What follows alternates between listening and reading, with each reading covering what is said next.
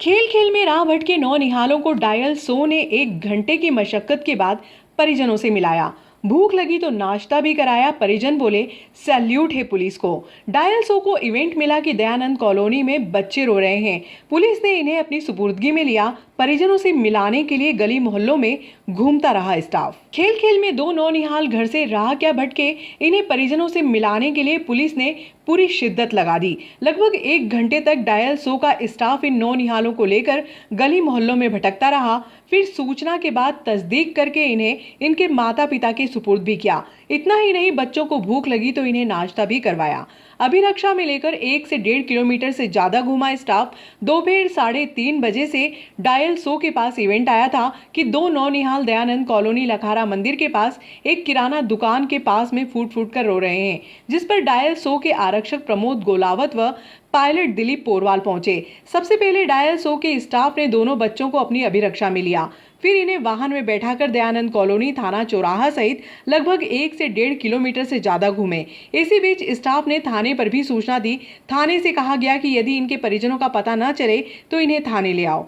Dial सो के staff पालिया road की तरफ जा रहा था कि किसी ने कहा कि पालिया गांव में 2 व्यक्ति अपने बच्चों की तलाश में रो रहे हैं। शाम 4:30 बजे तत्काल डायल सो स्टाफ इन बच्चों को लेकर पालिया गांव पहुंचा। बच्चों को देखते ही परिजनों की जान में जान आ गई। चेहरा खुशी से खिल उठा।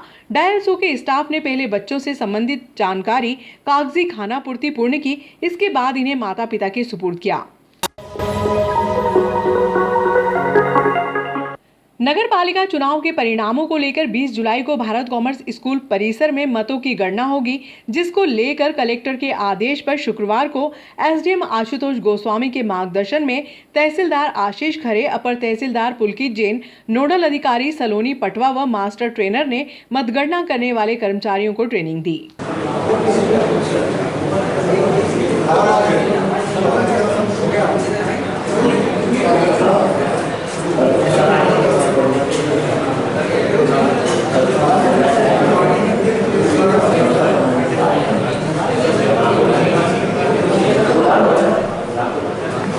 को लेकर आज प्रशिक्षण दिया गया सर। मध्य प्रदेश निर्वाचन आयोग के द्वारा जो समय सारणी जारी की गई थी, उसके अनुक्रम में दिनांक 13 जुलाई को वोटिंग हुई। नागदा शहर में 71.25% मतदान का प्रतिशत रहा और उसके पश्चात जो अगला दौर है मतगणना का दौर, उसकी तैयारी की जा रही है। आज पीसीआई स्कूल जो है वहाँ पर हमारी जो मतगणना की टीम कलेक्टर महोदय के आदेश से जो लगी हुई है, उसमें हम लोग उनको ट्रेन कर रहे हैं। हमारे मास्टर ट्रेनर से कल जाके वहाँ पर ट्रेनिंग ली थी। इसके साथ पैरेलल में जो मशीन सीलिंग की कार्रवाई होती है, उस संबंध में भी हमारी टीम जो है वहाँ पर उज्जैन में विक्रम कीर्ति मंदिर में ट्रेनिंग ले रही है। तो अभी ट्रेनिंग का दौर जारी है और 20 तारीख को मतगणना होगी। हम लोग पूरी उम्मीद है, हम लोग जो दिशा निर्देश हैं निर्वाचन आयोग के माननीय कलेक्टर महोदय, जिला निर्वाचन अधिकारी, उसके अनुक्रम में हम आगे कार्रवाई करेंगे।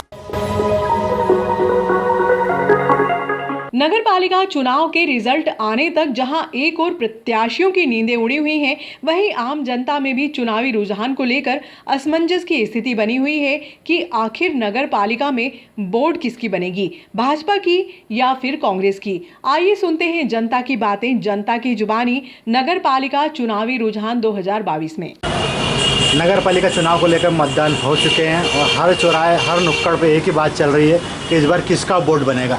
आपका नज़रिए में इस बार क्या दृष्टिकोण आपका? कांग्रेस का बोर्ड बनेगा।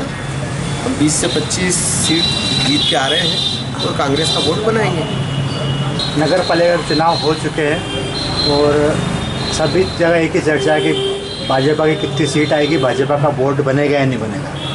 नहीं बनेगा। भाजपा का बोर्ड बनेगा। 22 से 25 सीट भाजपा की आ रही है और वापस भाजपा नगर पालिका के ऊपर हावी हो रही है और बहुत अच्छे तरीके से भाजपा के उम्मीदवार जीतेंगे। आपसे ये पूछना चाहूँगा मैं आपसे कि चुनाव को लेकर क्या अभिमत है आपका? हम तो आम पब्लिक हैं। आम पब्लिक आपको क्या बता पाएगी परवेज भाई। बहुत ही टफ कंडीशन है इस बार। मुकाबला कांग्रेस और बीजेपी के बीच में है। आम पब्लिक इस बार लोगों के मन को नहीं भर पाया। कोई आइडिया नहीं है कि लोग क्या चाहते हैं। कई जगह लोग नए चेहरे भी पसंद कर रहे हैं, कई जगह निर्दलीय भी लगे हुए हैं। तो जो चुनाव लड़ रहा है वो खूब जोर शोर से लड़ रहा है और उसमें आम पब्लिक अभी जजमेंट नहीं लगा पाई। हर बार की तरह, पिछली बार की तरह इस बार कोई जजमेंट नहीं लग पा रहा है कि होगा क्या।